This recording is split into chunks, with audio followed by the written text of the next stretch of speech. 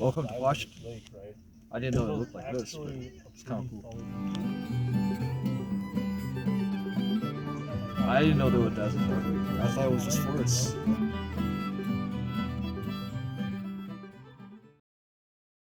Welcome to my channel. In this episode, we'll explore the most stunning areas of eastern Washington's Channel Scablands, giant desert canyons carved by biblical scale floods from the last ice age. Today, these areas are high dry deserts, partly agricultural, and home to the famous Columbia River Gorge, as well as the Coulee Dam, the largest power plant and the largest dam in the United States. We did this drive in one day, but wish we had two. There was just so much to see. We covered over 350 miles in 7 hours. At the furthest east, we were actually closer to Idaho and Montana than we were to Seattle. So come along for the ride. We hope you enjoy every bit of this, and eventually be able to embark on this trip if you haven't seen this unique part of the country. First destination of the day, Dry Falls. One time, the world's largest waterfall, 10 times the combined flow of all rivers in the world today, flowing over this waterfall. It's over 3.5 miles wide, and that's a plunge pool where that water coming down would carve out the basalt sediments and kind of dump it over there.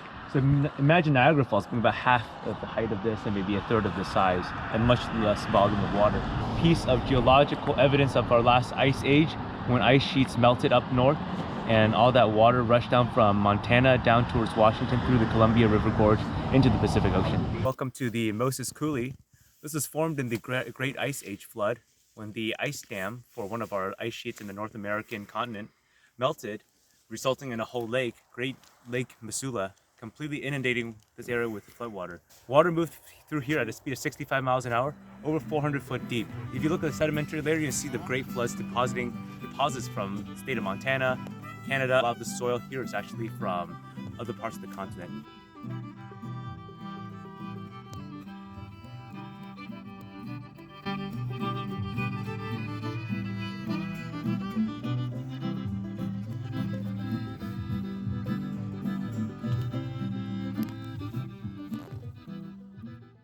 The side of the road to take a look at Devil's Punch Bowl here in the Grand Coulee, flooded portion of the Grand Coulee, where they get water for irrigation for crops, to grow Washingtonian apples, which are world famous.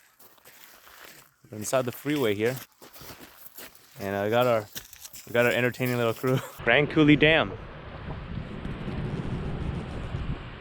What a view! You can see the lake created by Grand Coulee Dam and the powerhouse down to our right-hand side. And that sums up our day in Eastern Washington. Thanks for riding along with us. I hope this journey inspires you to explore Eastern Washington. There's just so much to see out there and so much to learn from our land and geographic history. Thanks again for following along, covering 350 miles with us today. We hope to see you in our other episodes where we visit Olympic National Park, Mount Rainier, and even a ferry crossing to Bainbridge Island from Seattle. What a privilege. It's been a great trip. Yeah, let's go to bed now. Long day tomorrow. Washington!